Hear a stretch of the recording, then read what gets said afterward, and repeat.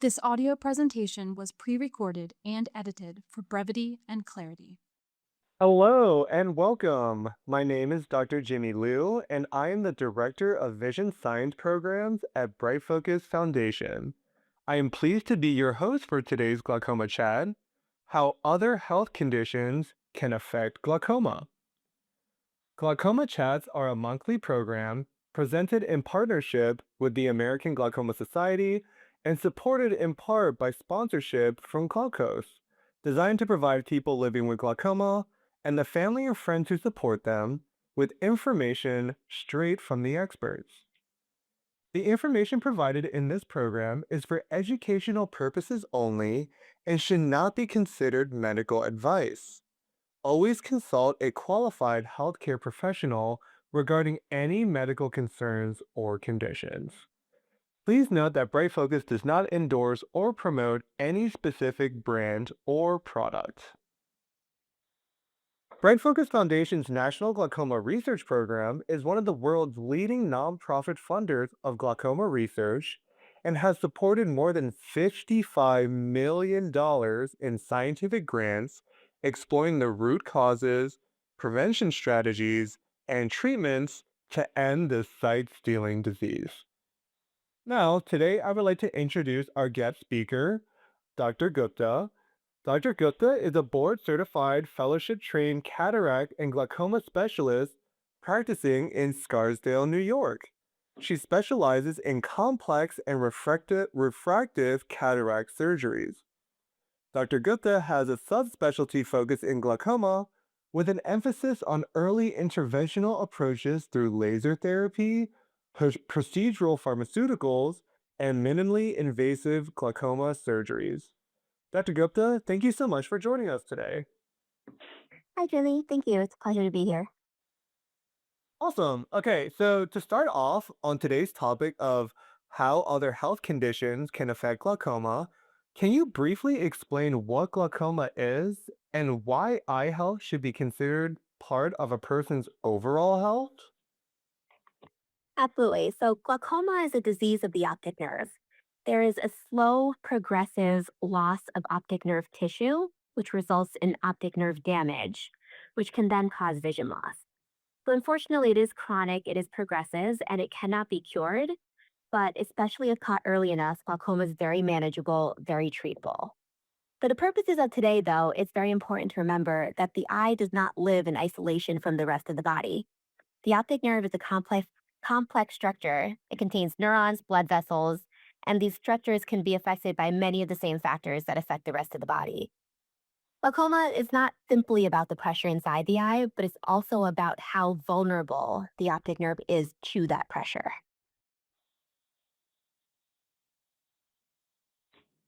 Perfect. Thanks so much, Dr. Gupta, for that explanation. Um, and the second question that we have is, how often do you see patients with glaucoma who are also managing other medical conditions? And what are some of the most common health conditions you see alongside glaucoma? We see this all the time.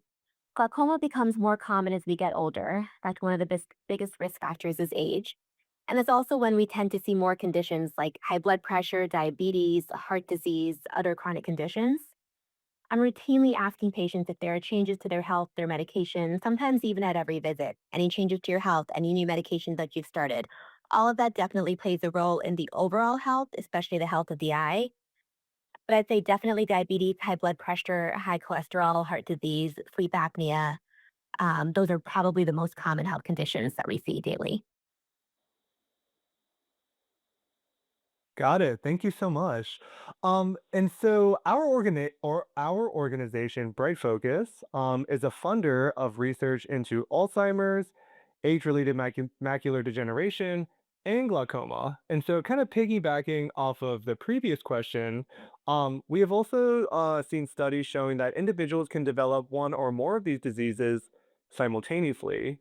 So, could you talk to our audience about how these diseases may be related? Yes, Jimmy, I think that's the million-dollar question. It's a little bit of a loaded question, but I think that there are some really fascinating similarities between glaucoma, Alzheimer's, and macular degeneration. And I believe it ultimately comes down to the actual structural and functional properties of the brain and the eye. The eye is an extension of the brain. So the neurons and the blood vessels that make up the eye are essentially brain tissue. And so they behave very similarly to brain tissue and the conditions that can affect the brain. All three conditions are neurodegenerative diseases, meaning that they are chronic and progressive. There is irreversible nerve damage that happens in a very selective way in each of these conditions. And I think that's probably the main reason for the overlap. If the eye or the brain is susceptible to some sort of chronic progressive degenerative condition, it's possible that it can affect other parts of the same system within the body, the brain, the eye, the optic nerve for glaucoma, the retina for macular degeneration. I'm not sure that we can draw any conclusions yet, but there is some really interesting research that may suggest that there's an association, not a causation, but an association between glaucoma, dementia, or Alzheimer's. That's more than just high eye pressure. Because remember, glaucoma is more than just high eye pressure. It's not synonymous with eye pressure. But rather, this may be a reflection of factors within the body, things like oxidative stress, low levels of inflammation, overall perfusion throughout the body. These tissues, they need to function at a very high level. They demand a lot of energy, and anything that compromises the blood flow, the perfusion, or puts these tissues under stress, I think can affect their ability to function at the highest capacity. Perfect. Thanks so much, Dr. Gupta, for answering that very complicated question. The next question that we have is, are there certain medical conditions that may increase a person's risk of developing glaucoma or experiencing disease progression? Yeah, I think this is something that all of us glaucoma specialists are actively considering and thinking about throughout the course of an office day, and B, definitely something that we get asked at least 5, 6, 10 times daily. Um, it's again, it's not necessarily cause and effect. X leads to B and or X leads to Y rather. But it's more of understanding what's happening kind of at a fundamental or foundational level. So, as I mentioned before, these neurons have a very high energy demand. And so, any process that compromises adequate oxygen and blood flow may then ultimately affect optic nerve health as well. So, for example, if you take blood pressure, it's not high blood pressure equals glaucoma. I hear that all the time, but rather it's the fact that high blood pressure can affect the small blood vessels of the entire body, including the eye over time. But actually, low blood pressure is also particularly relevant to glaucoma and the health of the optic nerve. If blood pressure becomes too low, particularly at night, the blood supply to the optic nerve may be compromised, and that can also contribute to optic nerve damage. So, with respect to blood pressure itself, it's a very complicated dynamic between optic nerve health, perfusing the optic nerve adequately, providing enough oxygen, as well as managing blood pressure, making sure it's not too high and not too low, a little bit of that Goldilocks phenomenon. The second point is also a little bit more complicated for me to explain, but includes diabetes and sleep apnea. And the general idea here is that diabetes and sleep apnea affect your overall metabolic health. That can then affect the eye because, again, these are such high powered cells that they require a lot of blood flow, a lot of oxygenation, a lot of perfusion. There's also the increasing awareness, and I think a lot of research going into the association between glaucoma and sleep apnea. Again, associations, not causations by any means, but association. I think the thought is that fluctuations in oxygen levels during sleep put a stress on the overall cardiovascular system, which then affects your overall health, and the whole body kind of gets put into a stress fight or flight kind of mode. And someone's overall cardiovascular health then affects their overall perfusion, their overall oxygenation, their overall metabolism. And then that trickles down to the optic nerve through this vicious cycle that is sometimes really hard to stop. The last point that we sometimes look at, and that I'll mention briefly, is the idea of vasospasticity or dysregulated blood flow within the tissues. So it's not poor regulation, it's not a lack of regulation, it's just compromised regulation of blood flow within the tissues. These are This may occur in things like migraine variants or Raynaud's phenomenon, where you get issues with circulation in your peripheral tissues, like your fingers and your toes. And this dysregulation might be particularly relevant to normal pressure glaucoma, where, as the name implies, eye pressure is actually normal the entire time and is never really elevated.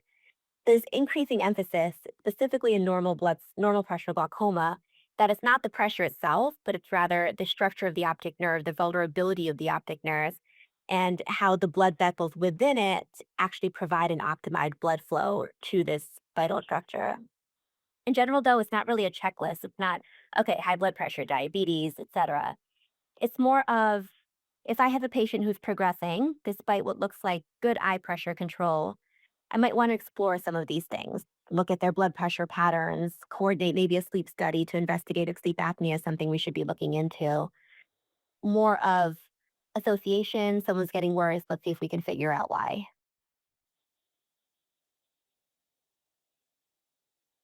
Perfect. Thanks so much for that very detailed explanation, Dr. Gupta. So kind of piggybacking off of your explanations, um, in terms, so how does overall health of a person affect your approach to glaucoma treatment? I know you talked a little bit about this in the previous question, but could you maybe explain a little bit about like some of the approaches that you take, maybe a little bit more in detail about for people with specific health conditions? Um, yeah, of course. So overall health affects every part, right, of the decision making process. Um, and it's not whether or not the diabetes, high blood pressure is well controlled. That, of course, will then contribute to better controlled eye health and hopefully less progression of glaucoma. The entire body is connected, right, at the end of the day. So the same blood flow through your eyes, the same blood flow that's flowing through your toes as well.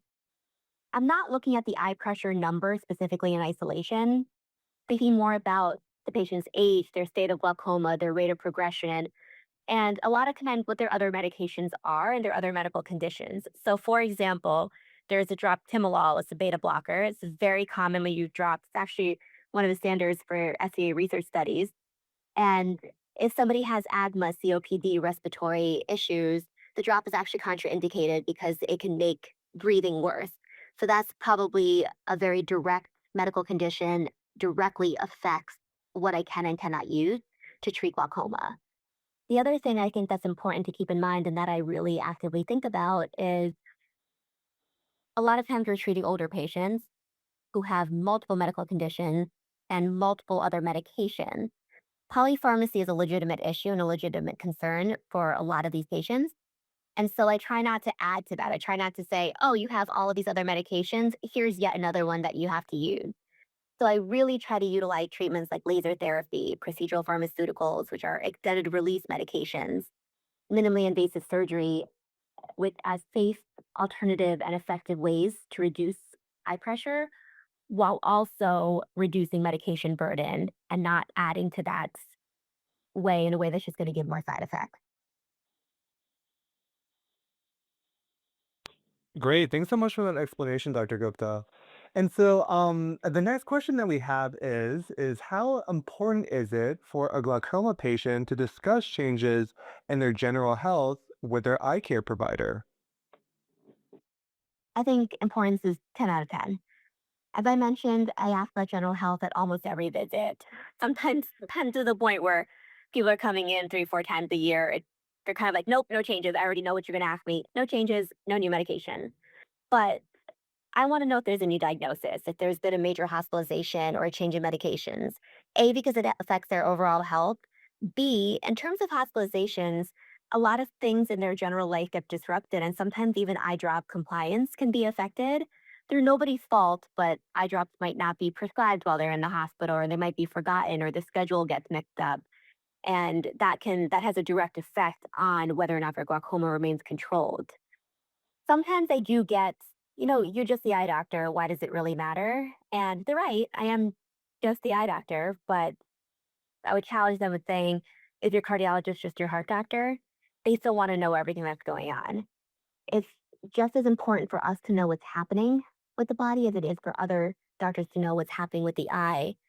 because something like a little eye drop may affect the entire body. And it's important to not forget that.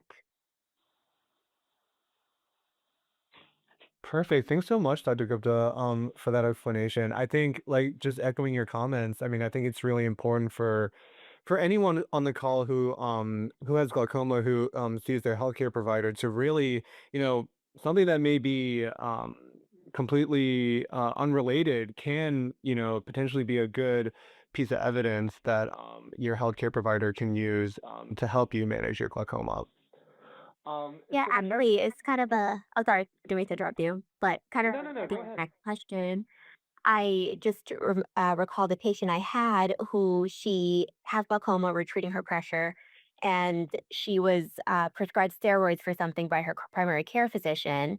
And then she started to have some pressure, some pain around the eyes. Came in, her eye pressure had gone up, and she just kind of had called their primary care physician, said, "Oh, by the way, I stopped the steroids for XYZ reason."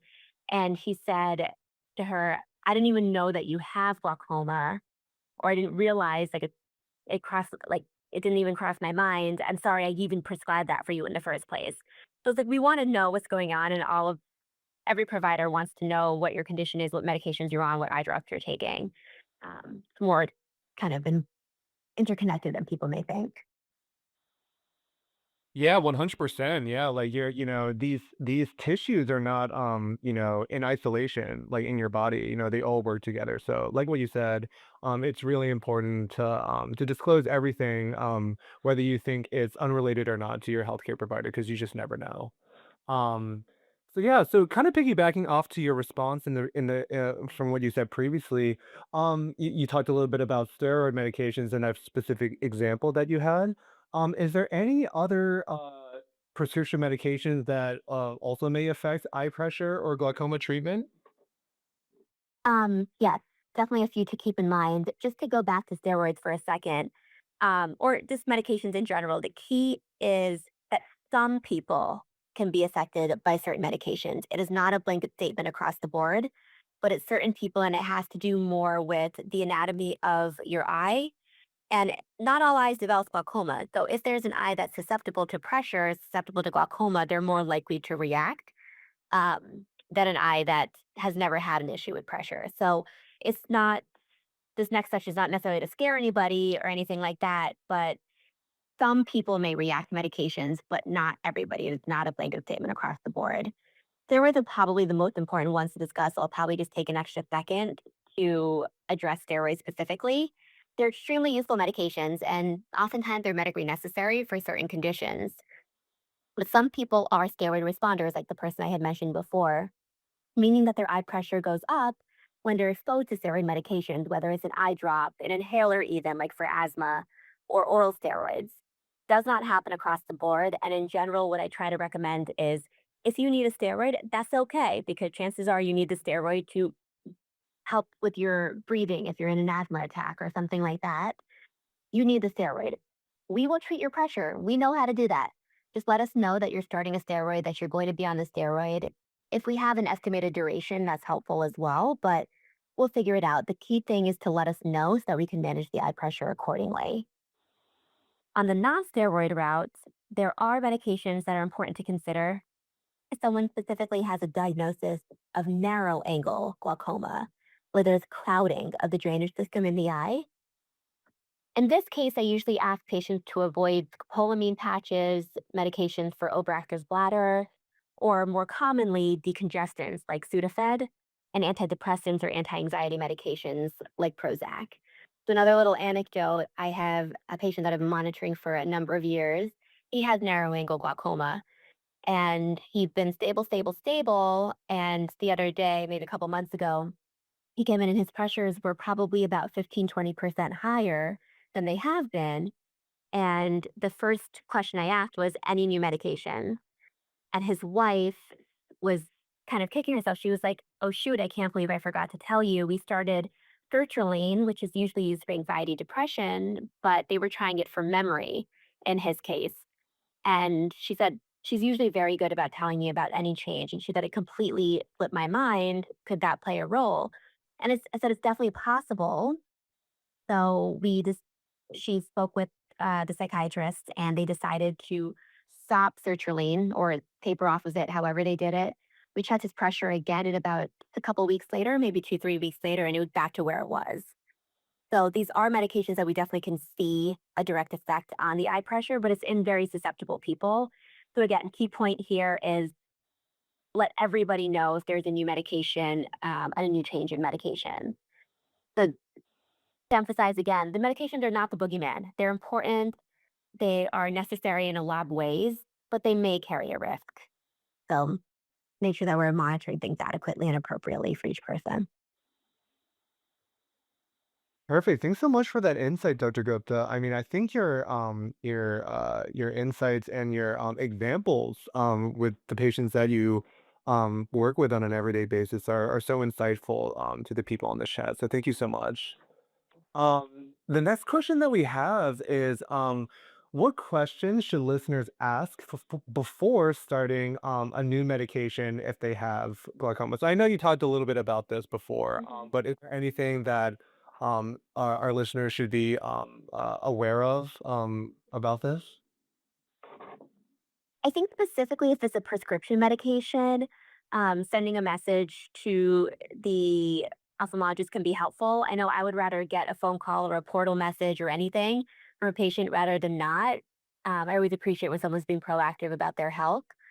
It's a little bit harder if you think about things like supplements, over the counter medications, herbal products. They are supposed to be natural, but natural does not automatically mean neutral. So while from a glaucoma standpoint, it's probably not as directly a concern as maybe something like a steroid or a decongestant medication, but they can also increase somebody's risk for bleeding, for example, and they can make blood thinning effects worse if someone's already on a blood thinner. So something to make sure that they're asking their any doctor, whether it's their ophthalmologist or their primary care physician. Um, from a glaucoma standpoint specifically, there if somebody is one of those people that likes to read the little tiny inserts inside of everything, if it even mentions the word glaucoma, it's worth just bringing up with your eye care provider. Your primary care physician may not know the details exactly, but I would say go straight to your primary eye care provider, and they can just help risk stratify where you are in terms of that medication. So again, just communication, being proactive about your health. All doctors love that. We rather hear from you than not. Perfect. Thanks so much, Dr. Gupta, for that explanation. So we have time a little bit for some listener questions. I think the first question that I asked, maybe to follow up with what you were talking about previously, um, was when you're looking at those little inserts or slips on the on the prescription drug or wherever. Would maybe asking your pharmacist would also be a good way to get that information as well if you can't read well or can't able to find it appropriately, those that information? Absolutely. I think your pharmacist is a great resource as well. They also know your other medications or can hopefully see everything in a snapshot. So also interactions or concerns, they actually might be able to pick them up faster than the doctor who actually prescribed it. Perfect, great team effort. The next question that we have is, when you talked a little bit about steroids in like a couple questions ago, one listener asked, "Is there a difference between oral and injected steroids?" Yes, there is. Unfortunately, with glaucoma, a lot of the answers are it kind of depends. Um, but oral steroids are typically absorbed throughout the entire body. So you can if somebody's starting an oral steroid, I wanna know about it. With injected steroids, it's for me personally, I consider it a little bit less of a concern because it's more localized. So I've had actually orthopedic doctors also call me, or patients themselves call me and say, I'm gonna give an injection in their knee or something like that of a corticosteroid or in their lower spine. Is that okay with you? And usually I say, yes, it's okay because it's so localized, and even if it infuses into the tissues around that area, it's far enough away from the eye that I don't feel like I typically see a response. Um, but depending on how frequently they're getting injected corticosteroids, I might maybe move their appointment up just to make sure that their pressure is still okay. But I'd say for me, the hierarchy of steroids is probably um, eye drops, oral steroids, and inhaled steroids like asthma inhalers or COPD. And then after that, the topical steroids that are used on the skin and injected steroids, for me personally. Got it. Thanks so much, Dr. Gupta, for that. The next listener question that we have is, are there any supplements in particular to avoid? Um, Specifically for glaucoma, that's again, it's a great question. Specifically to avoid, I don't really ask people to avoid anything unless they have, and I don't know if this necessarily counts as a supplement, but it's more of in the world of the over the counter medications. If somebody has a diagnosis of narrow angle glaucoma, to try, I will use the word avoid decongestants because that can affect the anatomy of the eye and it can precipitate narrow angle issues. So it's not really a supplement or an herb necessarily, but it's within the over the counter. In general, supplement and herb, they don't necessarily say you have to avoid X, Y, or Z. The exception is niacin, which is vitamin D3, because that's a very tricky dosage consideration. So there is active research, and in fact, one of my good friends is actually doing active research on niacin for glaucoma progression and visual field preservation. But the dosage is so specific that lower doses are protective, but the higher doses may be hurtful and harmful. So it's any vitamin, any herb. I wouldn't do anything in excess. Um, Definitely in moderation, and lower doses are probably better. But again, don't want to sound like a broken record. Let your doctor know if you're going to start something. Of course, of course. Um, okay, so perfect. The last listener question that we have for today is, how does cholesterol and cholesterol medication affect Mhm. glaucoma and overall eye health? That's a really interesting question. So, um, I'm not necessarily aware that high cholesterol itself is an independent risk factor necessarily for glaucoma. But again, it kind of comes down to how cholesterol affects your overall cardiovascular risk and your overall metabolic health risk. And there's, I think, definitely the accepted association about high cholesterol, controlling cholesterol, and in a way that's positive for your overall cardiovascular risk. So just kind of going back to the blood pressure, diabetes, sleep apnea conversation we were having, cholesterol medications, it's a little bit more nuanced. There's some research that's kind of come out recently talking about if statins are helpful or harmful to certain neurological tissues. And I think the optic nerve is something that can be included in that conversation. Not to say stop your statins tomorrow. They're very important medications and they're very helpful medications. But there might be a little bit more nuance to particularly statins and the effect that it might have on neurons specifically. And the optic nerve, I think, is one of those structures that should be included in that conversation. Perfect. Thanks so much, Dr. Gupta, for all your insight today. That's all the time we have for questions today. Again, thank you so much, Dr. Gupta, for answering so many of our questions and all the information and insight that you provided with us. To our listeners, thank you so much for joining our glaucoma chat. I sincerely hope you found it helpful.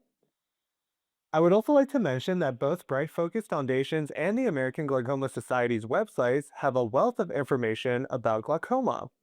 Please visit www.brightfocus.org and www.americanglaucomasociety.net to learn more. If you are already subscribed to National Glaucoma Research emails, you will automatically receive an email that links to the transcript and resources from today's call when it's ready. So, Dr. Gupta, before we close, My last question today is, what are your top recommendations for protecting vision while managing multiple health conditions? And is there anything else that you would like to have our audience take away from you? Yeah, great. Thanks, Jimmy. Think I just want to emphasize that glaucoma is complicated. It's a very gray area considering the diagnosis often comes with a very heavy emotional component, the anxiety about going blind, the desire for honestly just better, more concrete answers. No doubt eye pressure is a big part of it, but glaucoma is not synonymous with eye pressure and it's more than just a number. We look at everything: a person's age, their family history, their overall health of the eye, visual field tests, rate of progression, and what's happening in the rest of the body. I think the one thing I'll leave you with is two people can have exactly the same eye pressure and yet have very different risks for glaucoma. Thank you, Perfect. Demi. It's been a pleasure. Of course. No, thank you so much, Dr. Gupta, for taking time out of your very busy day to come join us. So thank you so much for that takeaway advice. Our next glaucoma chat will be on Wednesday, September 9th, 2026. Thanks again for joining us, and this concludes today's glaucoma chat. The information provided in this recording is a public service of BrightFocus Foundation and is not intended to constitute medical advice. Please consult your physician for personalized medical, dietary, and/or exercise advice. Any medications or supplements should only be taken under medical supervision. BrightFocus Foundation does not endorse any medical products or therapies.